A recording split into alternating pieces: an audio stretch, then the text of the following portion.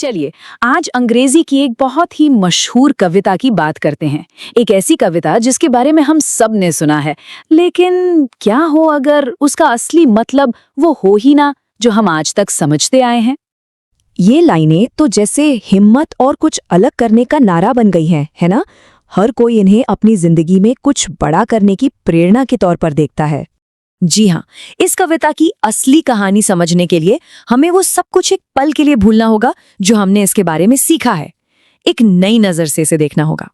तो सबसे पहले उसी जानी पहचानी कहानी की बात करते हैं, वो मतलब जो हमें स्कूलों में सिखाया गया और जो हमारे दिलों में बस गया है।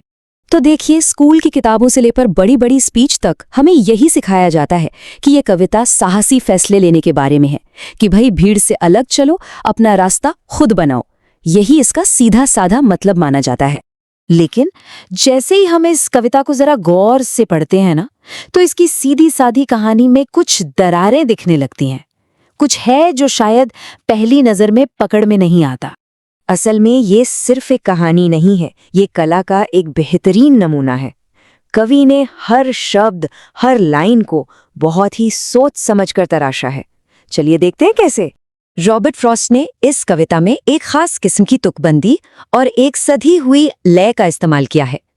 इसे पढ़ते हुए ऐसा महसूस होता है जैसे कोई धीरे धीरे चल रहा हो और बहुत गहरी सोच में डूबा हो।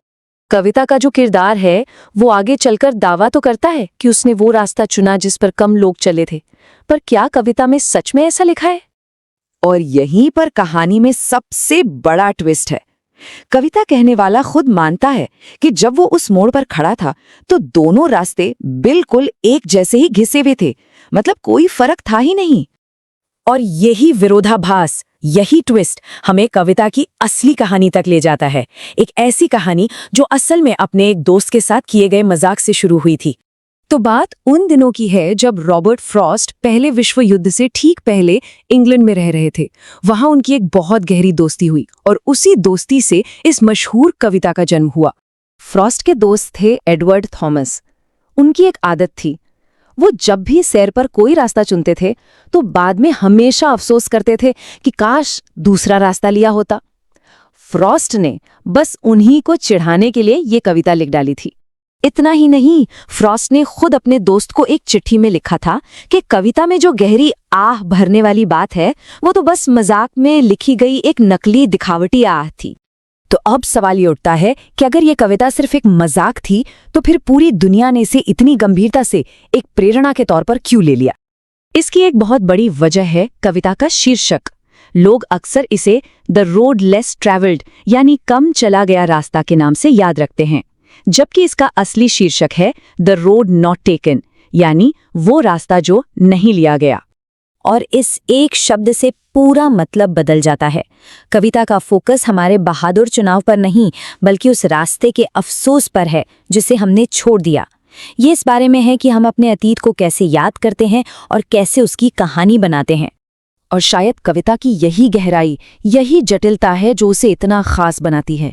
शायद यही वजह है कि रॉबर्ट फ्रॉस्ट को उनके काम के लिए 4 पुलित्जर पुरस्कार मिले। देखिए, इस कविता की असली खूबसूरती ये नहीं है कि ये एक मजाक है। इसकी असली खूबसूरती इस बात में है कि ये एक ही वक्त में एक मजाक भी है और एक प्रेरणा देने वाला गीत भी है। इस दोहरे मतलब को समझने के लिए एक पुराने जमाने के खिलौने की मदद लेते हैं। बड़ा दिलचस्प खिलौना है ये।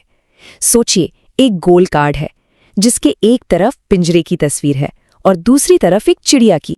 अब जब उस कार्ड को तेजी से घुमाया जाता है तो हमारी आंखों को ऐसा लगता है जैसे चिड़िया पिंजरे के अंदर है। ये कविता भी बिल्कुल उसी खिलौने की तरह है। एक तरफ ये हिम्मत और अकेले चलने की कहानी है, तो दूसरी तरफ अपने मन को बहलाने का एक मजाक। और ये कविता इन दोनों मतलबों को इतनी तेजी से घुमाती है कि वो एक हो जाते हैं। ये इस बारे में है कि हम अपने छोटे बड़े फैसलों को बाद में एक महान कहानी का रूप कैसे दे देते हैं, ताकि हमारी जिंदगी हमें ज्यादा मीनिंगफुल लगे। तो आखिर में ये कविता हमें एक बहुत बड़े सवाल के साथ छोड़ जाती है कि किसी कला का असली मतलब क्या है?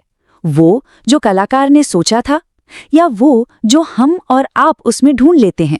सोचने वाली बात है ना?